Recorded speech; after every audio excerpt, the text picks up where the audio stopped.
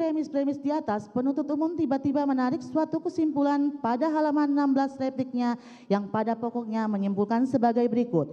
Bahwa selama dalam pembuktian perkara ini beberapa saksi yang sangat penting, jelas dan tegas rangkaian peristiwa terungkap dengan terang menderang dari keterangan saksi Riki Rijal Wibowo, saksi Kuat Ma'ruf, saksi Richard Eliezer Pudiang Lumiu dan saksi Putri Chandrawati, didukung dengan saksi Ajen Romen, saksi Prayogi, saksi Hendra Kurniawan, saksi Agus Nurpatria, saksi Arif Rahmat Arifin, saksi Baik Kuning Wibowo, saksi Cuputranto, saksi Irfan Budianto. Kesemua keterangannya bersesuaian sebagaimana fakta hukum yang telah termuat dalam surat tuntutan penuntut umum yang telah dibacakan di hadapan persidangan pada hari Selasa tanggal 17 Januari 2003. Tim penasihat hukum menilai kesimpulan penuntut umum tersebut di atas tidak menjawab maupun menanggapi nota pembelaan penasihat hukum huruf 1 sampai dengan huruf Q pada halaman 76 sampai dengan 100.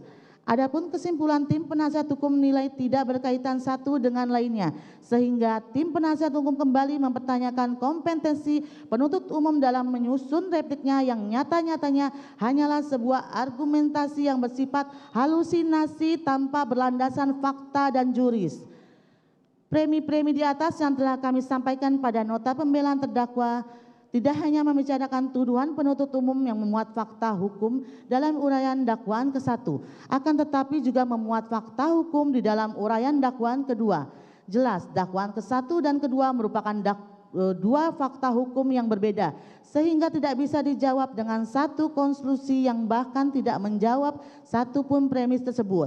Oleh sebab itu, dalil-dalil yang disampaikan oleh penuntut umum haruslah ditolak oleh majelis hakim yang mulia, bukan hanya karena tidak menjawab, akan tetapi tidak didasarkan pada fakta, hukum, dan logika yang muncul di persidangan. Seluruh dakwaan tidak terbukti secara sah dan meyakinkan. Penuntut umum dalam repliknya pada halaman 17 tidak memberikan tanggapan atas uraian yuridis yang diuraikan tim penasihat hukum terdapat pasal-pasal yang didakwakan kepada terdakwa. Penuntut umum hanya menyampaikan dirinya tetap pada tuntutannya dengan alasan penuntut umum telah membuat dengan jelas dan tegas uraian analisis yuridis surat tuntutannya. Agar tidak mengulangi pembelaan yang kami sampaikan dalam pledoi, maka berpendapat bahwa tim penasihat hukum juga tetap pada dalil kami dalam nota pembelaan pledoi tertanggal 24 Januari 2023 halaman 101 sampai dengan 275. Pada pokoknya, setelah tim penasihat hukum mengurai, membahas, dan menganalisa dengan dasar berpedoman pada peraturan perundang-undangan, putusan-putusan Mahkamah Agung Republik Indonesia, putusan-putusan Mahkamah Konstitusi Republik Indonesia, dan pendapat para ahli dikaitkan dengan alat-alat bukti, keterangan saksi-saksi, surat-surat, dan keterangan terdakwa, dapat disimpulkan bahwa unsur-unsur dakwaan sebagai dimaksud dalam dakwaan ke-1 primer pasal 340 KUHP Junto pasal 55 ayat 1 ke 1 KUHP, subsidiar pasal 33 KUHP Junto pasal 55 ayat 1 ke 1 KUHP, dan dakwaan kedua pertama primer pasal 49 Undang-Undang ITE Junto pasal 33 Undang-Undang ITE Junto pasal 55 ayat ke 1 KUHP, subsidiar pasal 48 ayat 1 Undang-Undang ITE Junto pasal 33 ayat 2 32 ayat 2 Undang-Undang ITE Junto pasal 55 ayat 1 ke 1 KUHP, dan kedua primer pasal 233 KUHP Junto pasal 55 ayat 1 ke 1 KUHP, subsidiar pasal 221 ayat 1 KUHP Junto pasal 55 ayat 1 ke 1 KUHP tidak terbukti secara sah dan meyakinkan. Hal-hal yang meringankan. Tanggapan penuntut umum mengenai hal-hal yang meringankan yang sepatutnya diperhatikan oleh majelis hakim yang terhormat dalam memutus perkara pidana akwe merupakan tanggapan yang tidak berdasar karena penuntut umum sendiri tidak dapat memberikan argumen, sehingga hal-hal yang meringankan yang sepatutnya diperhatikan dan dipertimbangkan oleh majelis yang terhormat dalam memutus perkara pidana akwe patut untuk ditolak. Sebaliknya, penuntut umum untuk menyampaikan dan mengakui bahwa terdakwa Ferdy Sambo bersikap sopan selama persidangan. Kami dari tim penasihat hukum mencoba meluruskan argumen dan logika berpikir penuntut umum bahwasanya terdakwa akan bertanggung jawab terhadap apa yang terdakwa lakukan dan tidak akan bertanggung jawab terhadap apa yang terdakwa tidak lakukan. Keterangan ini berulang-ulang kali dan selalu disampaikan oleh terdakwa di dalam persidangan. Celakanya penuntut umum pura-pura tidak mengetahuinya.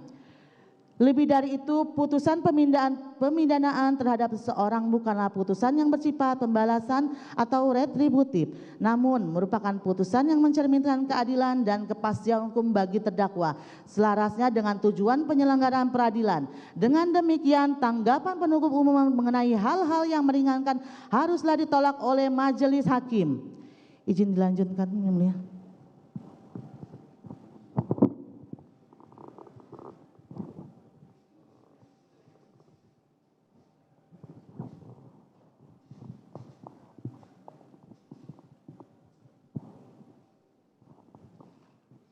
Dilanjutkan, Yang Mulia.